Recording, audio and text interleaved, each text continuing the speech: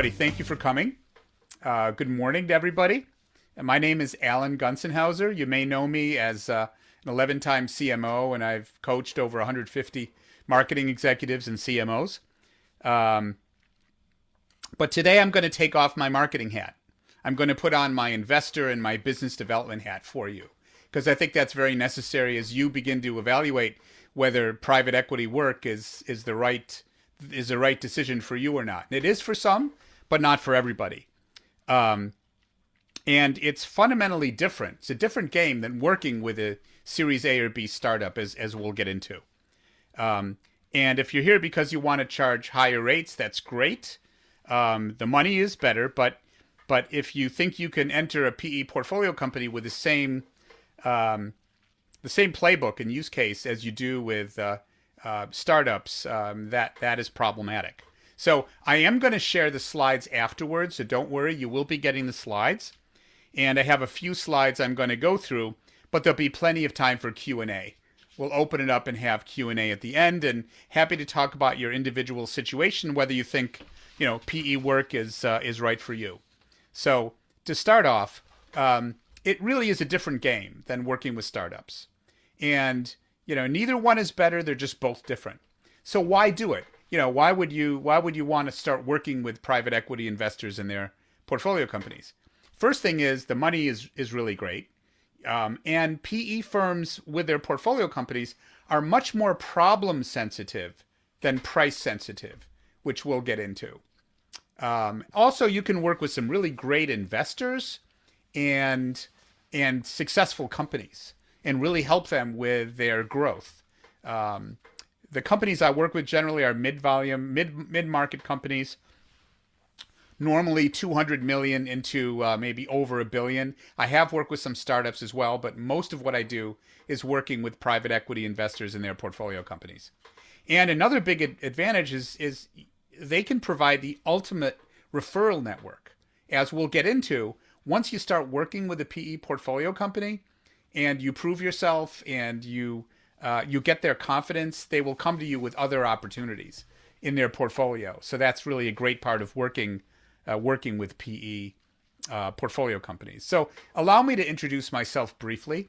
And I'm sharing this only to explain why private equity investors were confident in me and trusted me early. And I've been where you are. I've also sat in the seat with PE investors repeatedly. And I'm going to talk about pattern recognition that would get you hired and rehired, which is the way they work. So over the last decade, I've mentored over 150 CMOs and marketing executives. I spent 6 years at Serious Decisions and Forrester doing that. I've been a CMO 11 times and a P&L GM a few times. And for the last 5 years, it'll be 5 years in April, I started Demand Revenue. And in that time, I've worked with 7 PE firms, PE investors, and over a dozen portfolio companies. So your path is going to be different than mine, which is fine, but that's not going to stop you. And we can talk about some of those differences in a little bit. So how do you break into private equity? And I can't say this strong enough. PE firms buy confidence, judgment, and speed. Confidence, judgment, and speed. They don't hire fractionals the way startups do. They're not looking for capacity, and they're not looking generally for their first CMO. They're buying outcomes, usually a high friction problem that they're trying to deal with and they need help with. And they also, when they invest in a portfolio company, they put together something they call a value creation plan, which is how they're going to be driving growth and profitability over their investment time horizon. And generally, if they're at the beginning of an investment, they have a 5 to 7 year time horizon. And the way they work is they move through trusted networks, and they expect leaders they bring on to be able to mitigate risk. So to approach PEs, you want to think about 2 really important things. Number 1, what are the problems you know how to solve? Because you've solved them so many times, you can almost solve them in your sleep. What industries were they in? What markets were they in? What size companies were they in? What are the specific problems that you're really good at solving? And then who are the folks in your network that you could be leveraging? If you know some C-suite executives in portfolio companies, if you know some PE operating partners, or even VCs, you need to be able to leverage your network to get in because they move through trusted relationships. So, how they think about go-to-market risk, it's really a mindset shift. Like I said, there's usually some kind of big problem they're trying to deal with. For example, reps are not making quota. The sales cycles are longer. They can't close deals. And the kind of metrics they care about, something called MOIC, or multiples on invested capital. That's a metric that is probably their most important one because it articulates how much growth both in revenue and profitability they're able to accomplish in their holding period, which is generally 5 to 7 years. So it's all about and profitability or EBITDA expansion. How fast can someone execute? What are the predictability of results? They're looking for an exit timing to either sell to a bigger PE firm or do an IPO or sell to a strategic buyer. And go-to-market problems that private equity investors deal with are not specific functional issues per se. They're risks to value creation. So they're across the go-to-market functions. And that's also why investors oftentimes get involved and intervene faster than some CMOs would expect, which is something to get used to. So what private equity looks for is the probability of value creation and how you can help them mitigate risk. So how you actually get into PE portfolios, again, the way they work is through trust transfer. If they trust you, they will recommend you. So you need to build trust to get in. And the best way to do that is figure out a very contained, high friction problem they're trying to deal with. For example, it could be a quarter-long audit to fix a pipeline velocity issue that they're trying to deal with that may work across marketing and sales. And that's how you can get your foot in the door to prove that you're not risky. In my own case, my first two PE engagements at the start of demand revenue back in 2021, one was a interim CMO for a health IT firm, and the other was working with a data and software firm to help marketing and sales get on the same page because they had alignment issues that was impacting their pipeline and impacting their growth. And coincidentally, both of those firms were owned by the same PE firm. So once those engagements went through and I kind of proved myself that I could really help them, I've now worked with 6 of their portfolio companies over the last 5 years. And that's kind of how it happened. So your first engagement proves that you understand pattern recognition. And usually it's with a big problem like ICP reset. They could have a churn issue, pipeline acceleration. And once you show that you can fix problems like that, the risk perception of hiring you drops and their pricing sensitivity drops. As I said earlier, private equity investors are less concerned about, rates and fees. They're more concerned about risk mitigation, and they're problem sensitive more than price sensitive. So once you prove yourself, you can get repeat work from the same private equity sponsor. So your first engagement is more important than your next 10.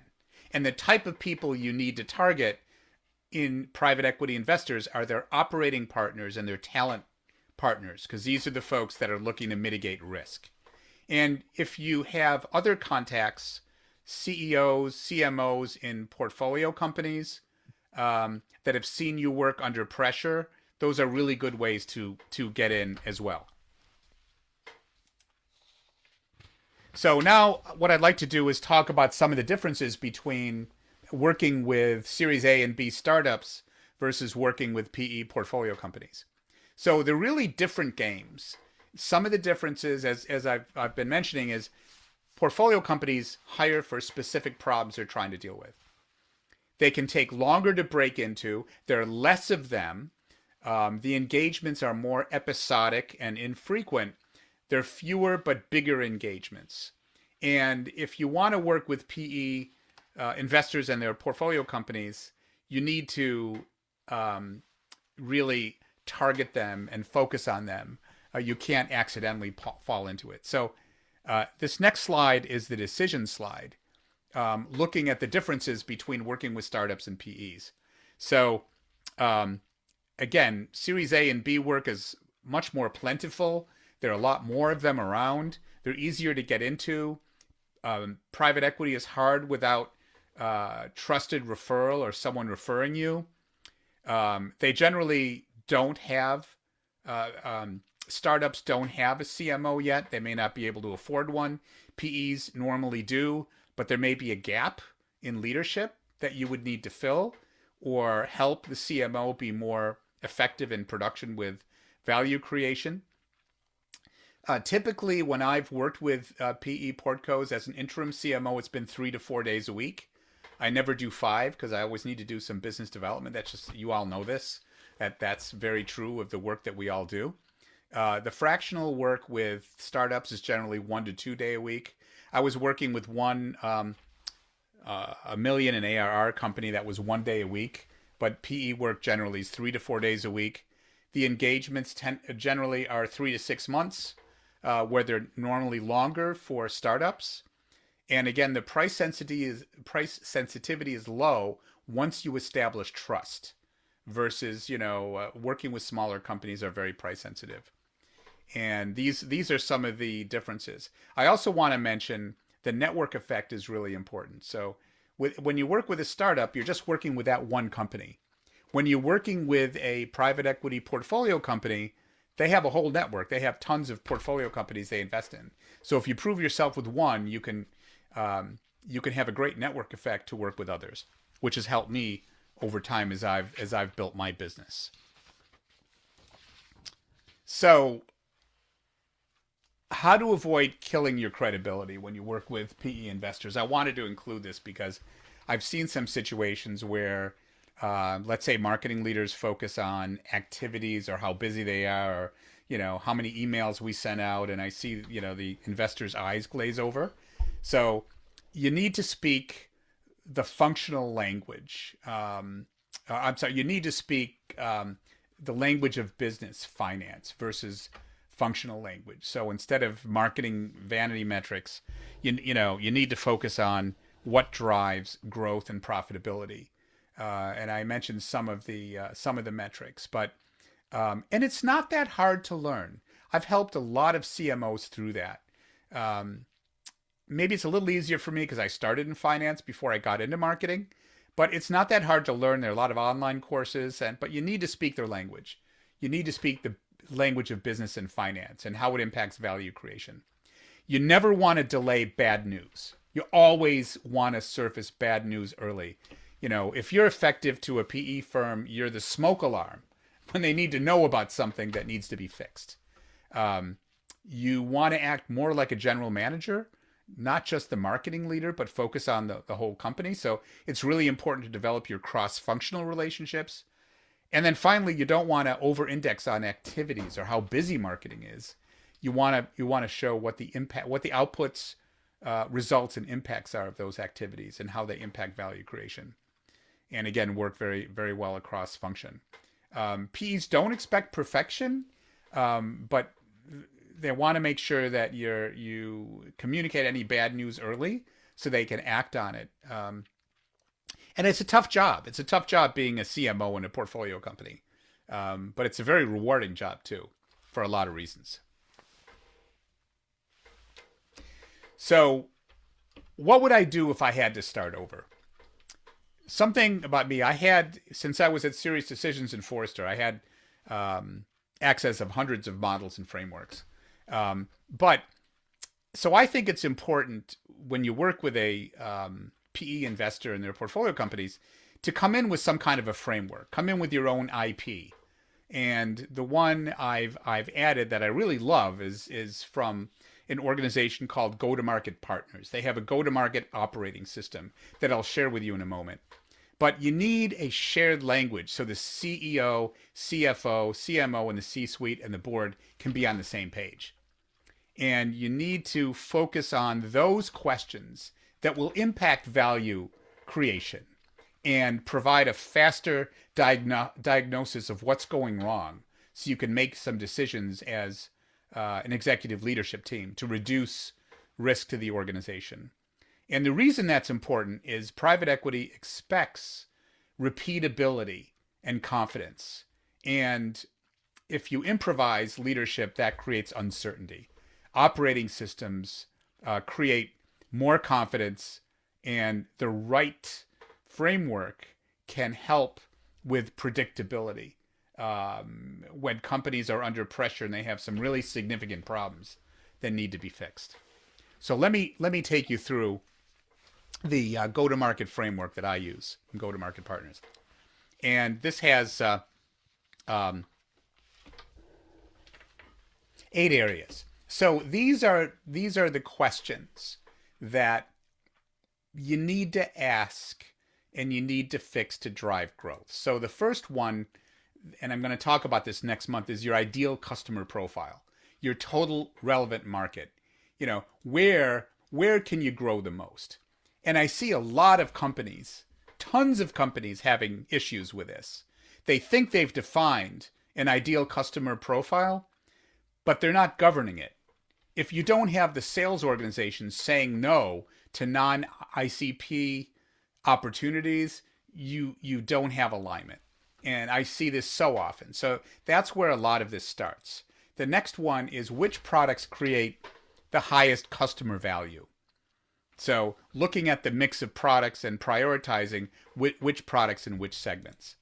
The next is how are you going to engage your customer with the right positioning and meaningful point of difference where they get it and it passes the so what test. So what's your messaging? I've seen issues with this one as well. Just to give you a couple of examples, I was working with one $900 million company, and they were bringing on a lot of smaller customers that they couldn't onboard correctly, they couldn't support correctly, so they had all kind of churn. And that was the impact of not doing this well, not picking the right relevant market. And here I was working with another company I was actually interim CMO at, and their positioning and value proposition was not consistent with either the business, the value they created, or what their customers wanted. So we needed to redo the positioning and the messaging. That really helped a lot. So these problems come up all the time, not only with startup companies, but with PE-owned companies as well. The next one is pipeline velocity. So what go-to-market motions will get you there faster? Product-led growth, customer-led growth, channel growth. You know, how do you prioritize them and what's going to get you faster? The next one is what is the ROI or time to value, not for your company, but in the customer's mind? How do they define ROI? And that's going to help a lot with retention, which is really critical. Next is customer expansion. How can you upserve, upsell, and cross-sell your customers? What go-to-market metrics will drive your business health so everybody's on the same page and you're moving in the same direction? I've seen a lot of issues with that where different functions have their own metrics and they don't gel from a go-to-market standpoint. And then finally, leadership and management.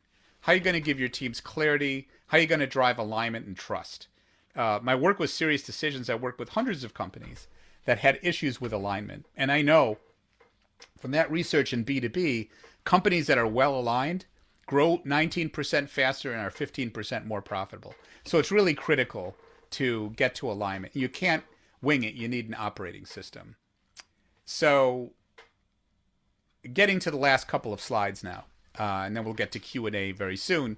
So PE probably is not a fit for you if you don't like hard and spirited conversations, or if you want everybody to love you. You know, you're gonna you're going to have to make some tough choices when you look at, what's necessary to drive value creation. Or if you need a long runway to ramp up. It's not for you either in marketing or other functions if you just act as a functional manager and not a general manager, looking at all functions and alignment.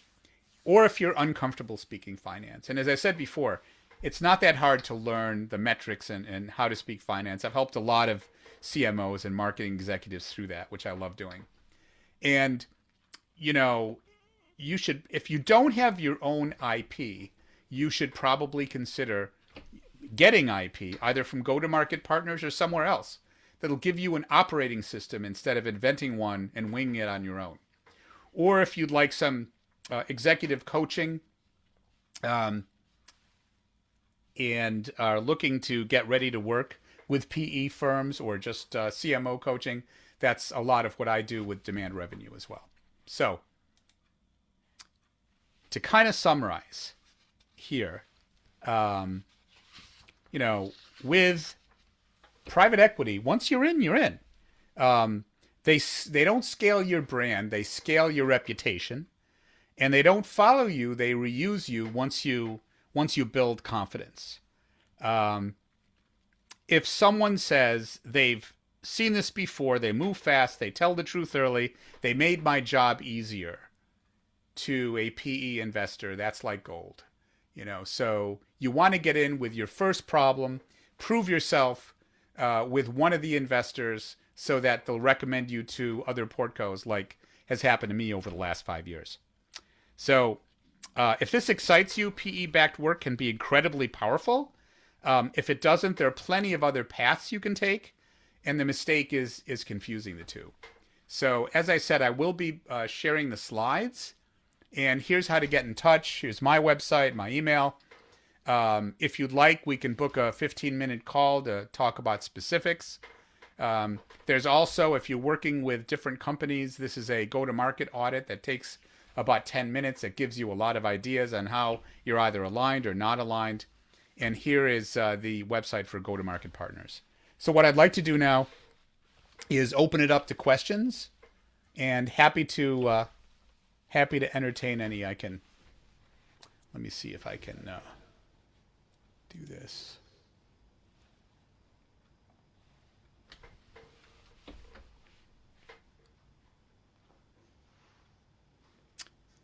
Dean, I can't hear anything. You can't hear anything. Can you hear me?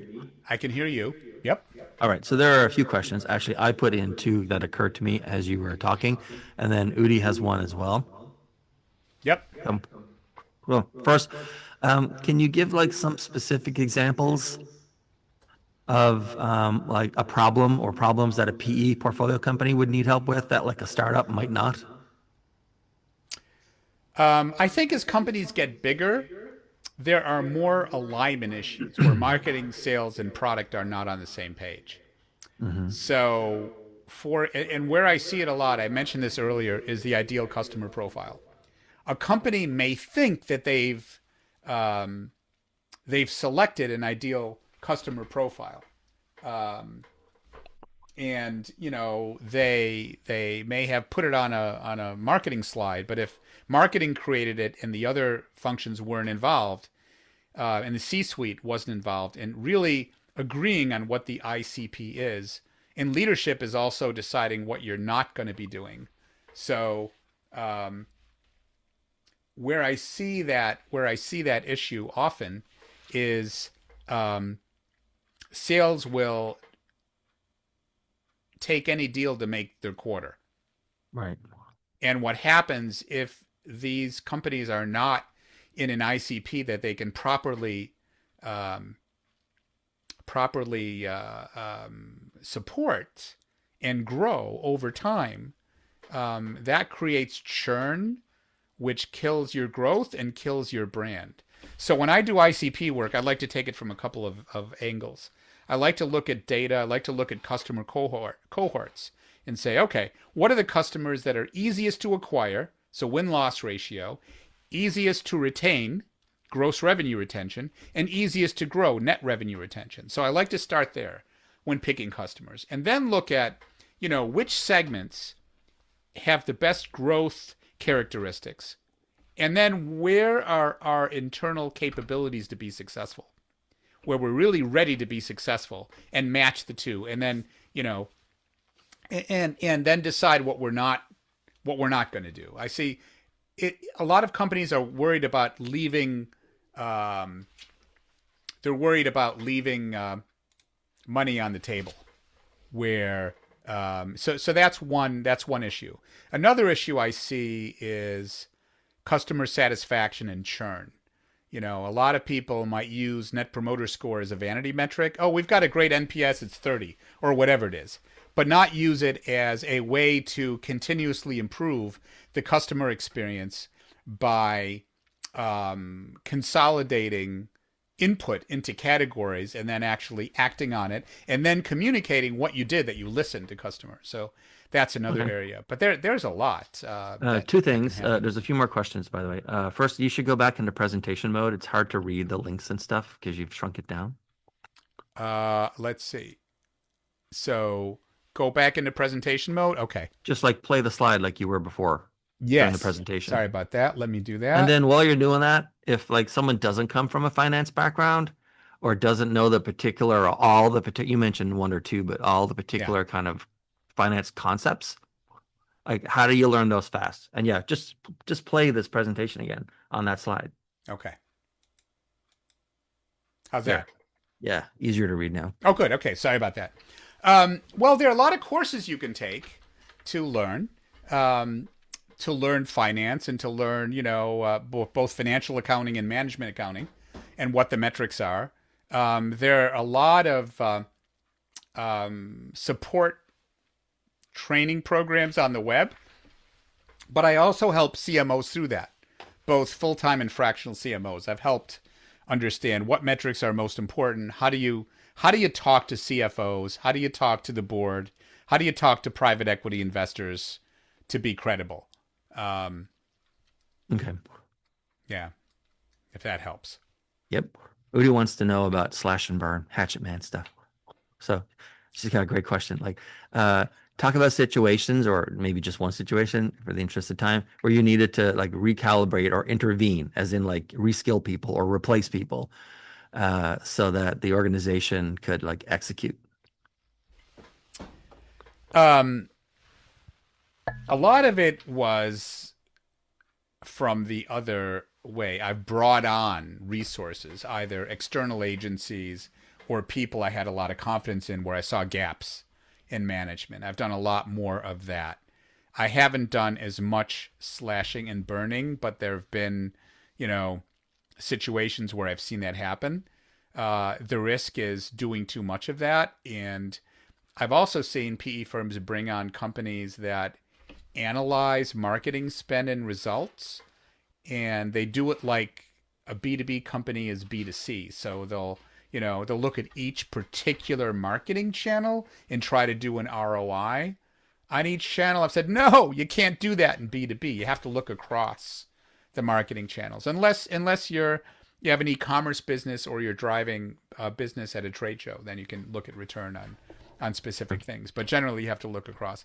So I haven't been as involved in slashing and burning, which I'm glad I haven't been. I've been more involved in building infrastructure where I see gaps. Okay, going down the list, how'd you get your first PE referral? Well, I just left Forrester. It was only a couple weeks, and a previous CMO I had worked with said, hey, would you be interested in working together? And he just rebranded his company, actually from SyncSort to Precisely. And I saw a tweet and I said, hey, Kevin, great name. He goes, Alan, can we talk? I said, sure. He goes, would you be interested in working together? And I said, well, I just left Forrester a couple of weeks ago, but I'd love to. And that was the 1 day a week, getting marketing and sales on the same page, turned into 3 different quarterly engagements with that company. The second thing that happened at the same time from a totally different part of my network, someone I had been networking with for years said, hey, I know an old boss of mine is helping this health IT company with their sales strategies. They're looking for some marketing help. Would you be interested in talking with them? I said, sure. And so then I met the PE firm and I met the C-suite, and that was the second engagement where I came on as interim CMO. company called FinThrive. So coincidence, both of these were from two totally different parts of my network, and they both started the same day. So I was busy 5 days a week when I first started. So, okay, so it kind of sounds like you kind of lucked out and ended up on a path which ended up working out for you, and It everyone's was happy for you networking. for Yeah. that. But if that hadn't happened already to someone, can you think of like one concrete step they should do? Should they like look up private equity firms? Should they join some kind of networking group? Should they be writing articles? Like, how do they get in front of the right people and start having the conversations so that they become a known Yep. quantity? What I would do is look at your network. You want to categorize your network. I create three columns. First column is who are people that could hire you? Maybe CEOs, PE folks, whatever. Second is who are people that could refer you? And the third column is what's the strength of your relationship? And first two columns are A, B, or C. The third column is 1, 2, or 3. So an A in the first column would be you think someone that could give you business, that's in your network. So, and then the third column is how strong is your relationship. So your A ones and twos and your B ones become part of your most important network referrals. So it's all about networking. Right. It's not, doing a lot of content. Maybe you'll get some stuff from content you put out on LinkedIn or whatever, but more likely it's going to be people who know you, people that have worked with you in the past, people that have confidence in you, because it's all about trust transfer. So if you have any contacts in private equity or CEOs or C-suite in portfolio companies. So the first one I got in through a CMO in a portfolio company. The second one I got in through someone I've known for years that was working with a private equity company that was looking to fill an interim CMO role. Just coincidentally, they were both the same PE investor. But had you told people you were available and had left Forrester, or I had was it just just started. It was like weeks after I left. So, But no, what did you like reach out and tell people, hey, I've left Forrester and I'm doing this? And then some like one or two replied back and that I started you was down the beginning path. to. Yeah. Okay. Well, when I saw Okay. Kevin was repositioning his company to a new name, I said, Yeah. hey, great name on a tweet. And so that was the first one. The second one, I started reaching out to people. Yeah. All right. Next question. When you're engaging with private equity portfolio companies, do you normally like stick to the C level and maybe one level below that management wise, or do you find you have to go like deeper down into the organization to make changes stick? Or is it not really your job to make the changes stick? It's your job to figure out like how to fix it and then tell them what to do. Yeah. Generally, since I'm working with larger companies, they have an in-house marketing staff. So I spend time to develop relationships with the marketing staff, but also the C-suite.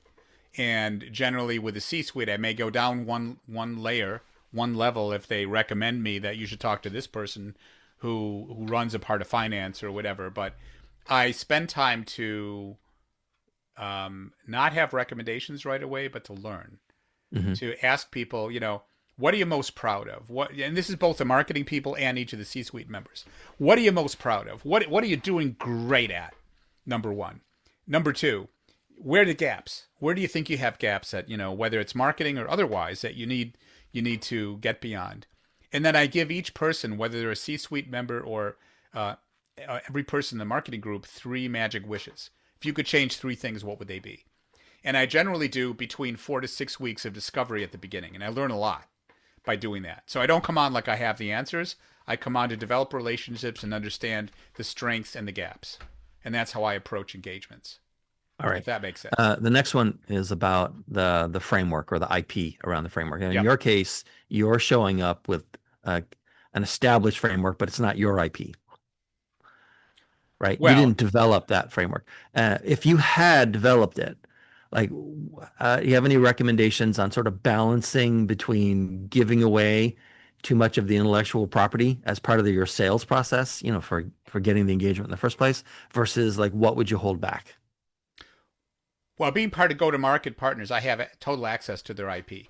So Right. that's No, but if you had created your but if I own created framework, my own, you could trademark it, and you could say, usually with every PE engagement, you sign a contract that has legal T's and C's because these are larger companies. Hmm. and there's an IP provision and non-compete or non-disclosure provision to each of these. Make them two-way. Make them two-way. Say, I'm going to be developing stuff for you, but it's only going to be for you. You can't share it with anybody else. All Make it right. a two-way IP protection All right. contract when you All right. Now, engage.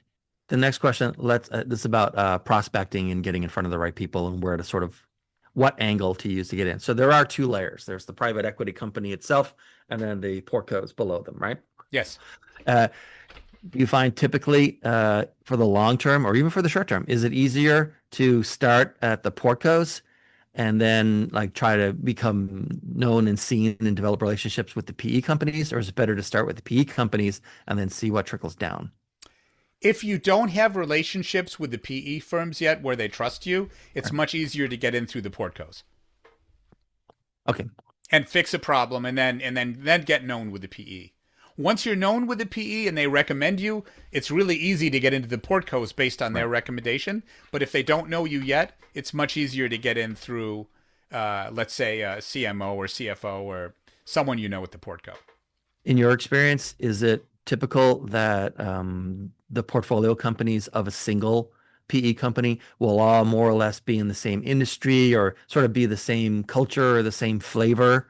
Or does it just tend to be, they just find financial opportunities and snap up companies and don't really pay much attention to like, this one's in fast food and this one's in hotels and this one's in med tech and whatever.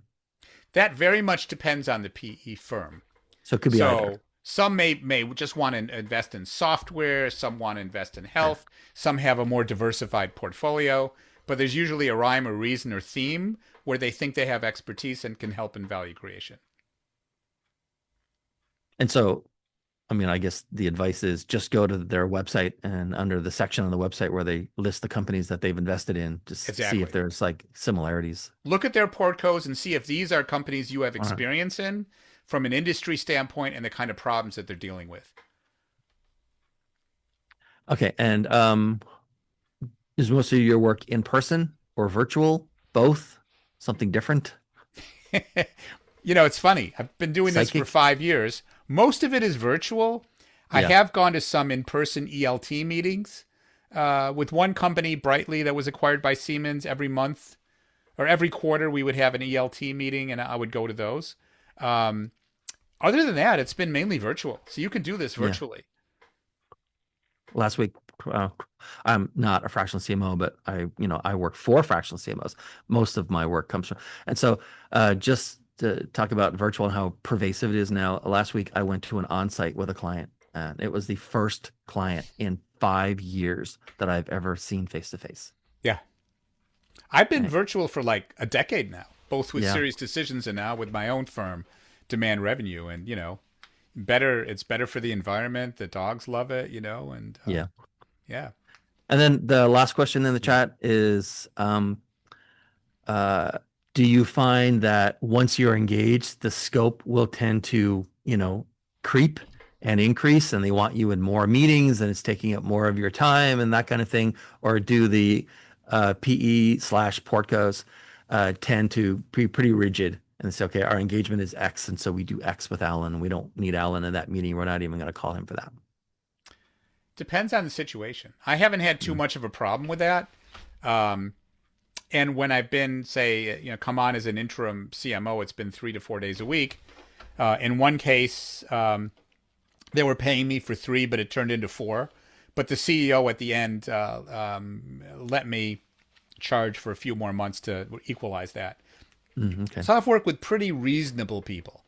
It's Okay. important to set expectations up front. And what I would normally do is, if I'm working, say, 3 days a week with a company, as an example, I'd say, okay, your days are Mondays, Wednesdays, Fridays, or whatever it is.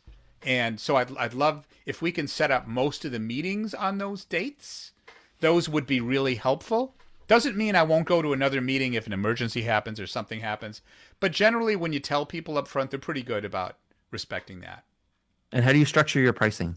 Is it like an initial lump of money and then it spools out based on number of days or months? Do you tend to do a 50/50? Is it milestone based? Do they pay you everything up front? That's kind of the dream, right? Or how does it work? So I have two models. I have a coaching model, and I have a model that is that I work for either interim CMO or projects. The coaching model is based on usually an hour a week, and it's much lower Hmm. cost. And I have a different model for full-time CMOs and fractional CMOs. My interim fractional CMO or project model is based on how many days a week I devote to a client. And everything I do is retainer based. So Can let's we say, just let me? I don't want to interrupt you. I don't want to stop right there because you're using like clients kind of things interchangeably. So in your case, you have two models. It sounds like the first one you're dealing with basically one individual at a portco, like the CMO who's yeah, there, maybe. coaching. And Yes. so that's like a coaching client. And then the other one is an actual company Yes. that's your client, right? Yeah. The other one is an actual company. Well, I'll come on as an Okay. interim CMO or I'll help them with the project. And that second one, they're both retainer based, but the second one Hmm. is based on how many days I devote to that client. And there's a monthly charge based on the number of days. So, 2 days a week costs twice as much as 1 day a week. 3 days a week is three times as much as 1 day a week. And again, that's for interim CMO, fractional CMO, or project work. And I try to do, there's a 3 month minimum. I've tried to move to 6 month minimums, but there's at least a 3 month retainer minimum. Hmm. And they will either pay me quarterly by the middle of the quarter for that quarter, or they'll pay me monthly by the end of each month.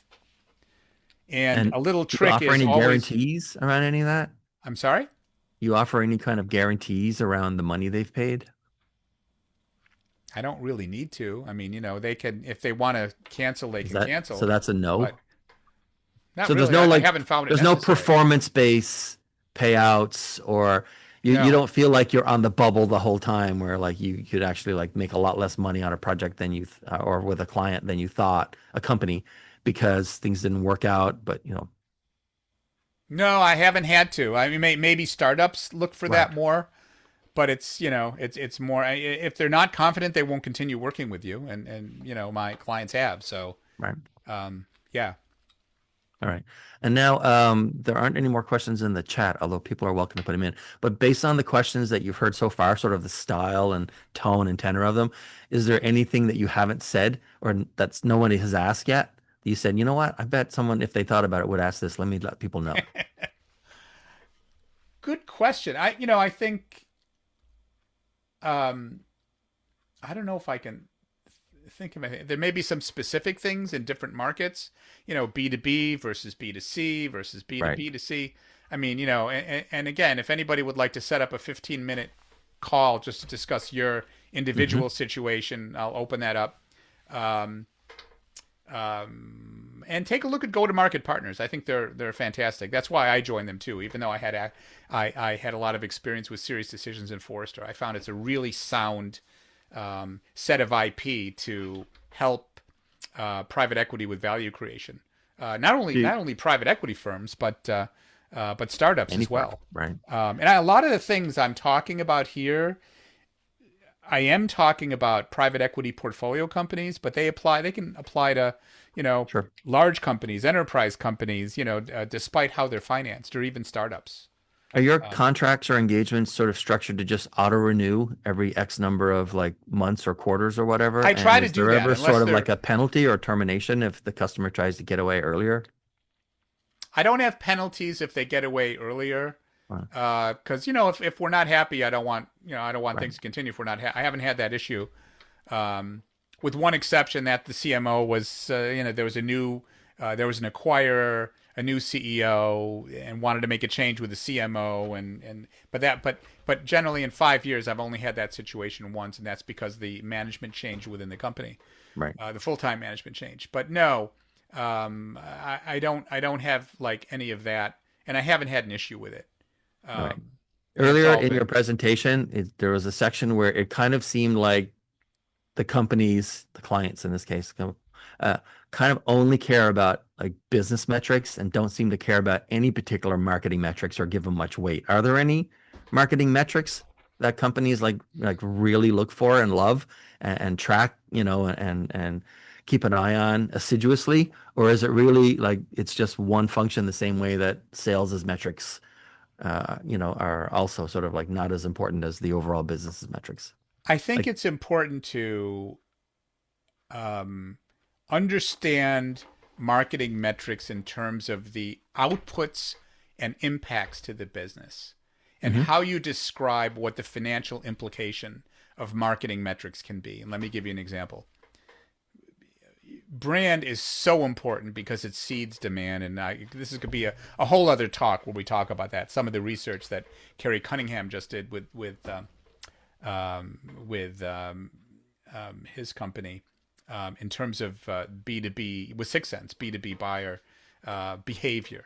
But if you talk about investing in brand, oh, we need to invest in brand, you know, PE and CFO's eyes are going to glaze over. But if you start talking about the implications of brand investment, we're going to get more at bats. We're going to have more pricing power. Um, it's going to be our future pipeline, and we Mhm. won't even be considered unless there's brand awareness and preference. Things like that impact the financials of the business. That's a much better way to talk about marketing investments. I think there are different types of metrics. There are activity metrics, how busy marketing is. No one wants to hear about that, like how many hits you got or press releases or whatever. But then there's the results of those activities, which are important. Like if you're trying to develop relationships with national accounts, for example, and you've got an ABM motion and you do a lot of things to get their attention and you've got a target list of 50 accounts, 35 responded. That's something really important to talk about. Mhm. And then the ultimate revenue and or customer satisfaction, retention, those types of metrics are really important, whether it's in marketing or customer success. And what about questions about your rate? When they push back on the rate, do you normally reduce the rate or reduce the scope? That's the funny thing, and the difference between startup and private equity work. I haven't had to reduce my rate. In fact, I've increased them a few times.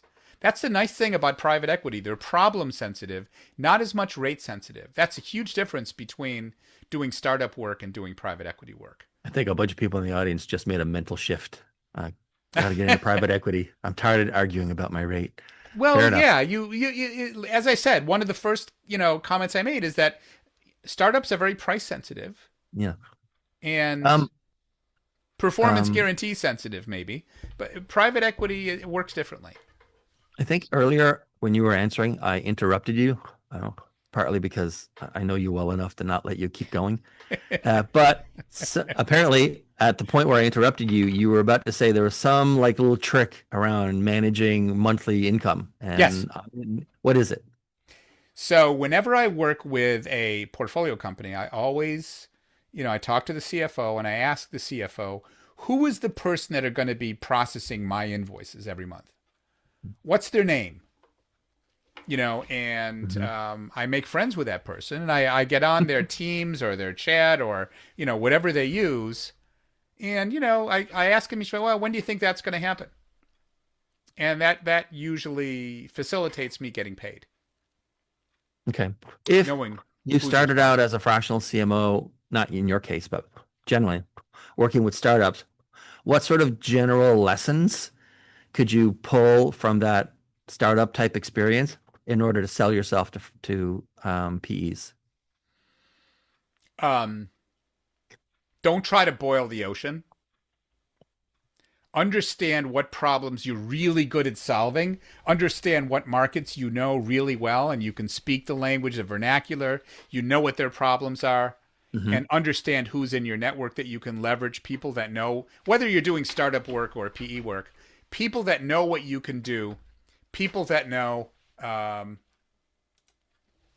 I'm sorry, I think there's still people trying to get in. One People, person, I think they dropped and came back. Yeah.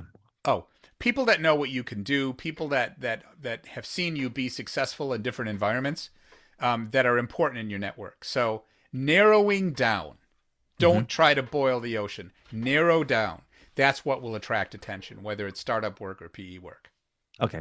There's a question. I happen to know the answer to this. There's a question where someone wants to know if you do like master service agreements or SOWs. I think people would be shocked at how short your legal thing is. Yes. It's like one side of one page, or maybe a little more Yeah. than that, right? It's bullets, things I'm going to be Yeah. focusing on. And I don't do a lot So of, that's a sow. I don't do project plans. And this, I may say, hey, in the first 6 weeks, I'm going to do an Right. assessment and audit of the marketing function, etc. But it's brief. But I've often had to sign longer documents and MSAs that the companies give me because these are bigger Mm-hmm. companies and they have a legal Sure. department and all that, and they've got to earn their keep. So I do that. I generally look to sign their document with some Right. changes because that's faster. That's faster than getting them to look at your document. So your thing's very short. Their things can be long. If they don't want to use their thing, it's a very short thing. And if they want to use their thing, then you try to stay on their paper. Is that right? Yes, yes. Okay. And the nice thing, once you're on their paper, you can get additional engagements after Yeah. that because you're an All right. approved That's the vendor. end of our questions, and I think mostly the end of our time. Okay. Well, thank you all for coming. It was great. And if you want to set up 15 minutes, feel free. You've got the link. Again, Go to Market Partners is a great set of IP and framework if that can help you either in your private equity or your startup work. And happy to help any way I can. That's why I'm here. So thank you for coming. Thanks, folks. Have a Bye. great week.